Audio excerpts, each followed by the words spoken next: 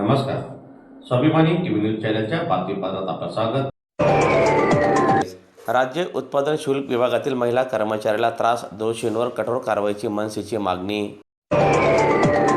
राज्य उत्पादन शुल्क विभागातील एका महिला कर्मचाऱ्याला वरिष्ठ अधिकारी व काही कर्मचाऱ्यांकडून मानसिक व शारीरिक त्रास दिला जात असल्याचा गंभीर आरोप करण्यात आला आहे.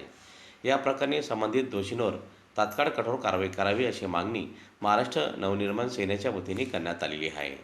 दरम्यान या संदर्भात अधिकाऱ्यांना निवेदनही देण्यात आले. पीडित महिला कर्मचाऱ्याला न्याय मिळवून देण्याची मागणी केली असून निवेदनात नमूद करण्यात आले आहे की संबंधित महिलेवर होत असलेल्या अन्याय थांबवून दोषींवर कठोरात कठोर कारवाई करण्यात यावी, तसेच अशा प्रकारच्या घटना पुन्हा घडू नयेत यासाठी प्रशासनाने ठोस उपाययोजना कराव्यात. मनसे पदाधिकाऱ्यांनी दरम्यान यावेळी इशारा देत सांगितले की जर लवकरात लवकर कारवाई झाली नाही तर तीव्र आंदोलन छेडण्यात येईल असा इशारा देखील मनसे पदाधिकाऱ्यांनी आज निवेदनाद्वारे दिलेला आहे. दरम्यान यावेळी निवेदन देण्यासाठी मनसेचे पदाधिकारी मोठ्या संख्येने उपस्थित होते. आमच्याकडे जवान आणि वाहन चालक आणि जवान आहेत. तर त्यांनी अशी कंप्लेंट केली होती की त्यांच्यावर म्हणजे शारीरिक त्रास आणि छळ झाल्याबाबत. तर कंप्लेंट आल्या आम्ही ती कंप्लेंट त्यांना वरिष्ठांकडे पाठवायची होती, त्याप्रमाणे आम्ही ती पाठवली.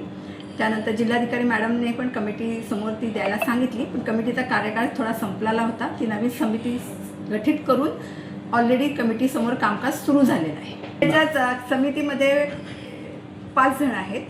त्याच्यात सचिव हे महिला बाल विकासचे अधिकारी असतात, एक सामाजिक संस्थेच्या महिला आहेत, एक शासकीय महिला आहेत, त्या पोलीस विभागाच्या सब इन्स्पेक्टर आहेत. असे टोटल 5 जण आहेत. मॅडम त्याच्यामध्ये ते ऑलरेडी ॲक्च्युली ते कमिटीसमोर आता सगळं आहे, ते होणार आहे आणि ते तुम्हाला पण माहिती आहे. म्हणजे तुमच्यासमोर आलेली आहेत ती नावं.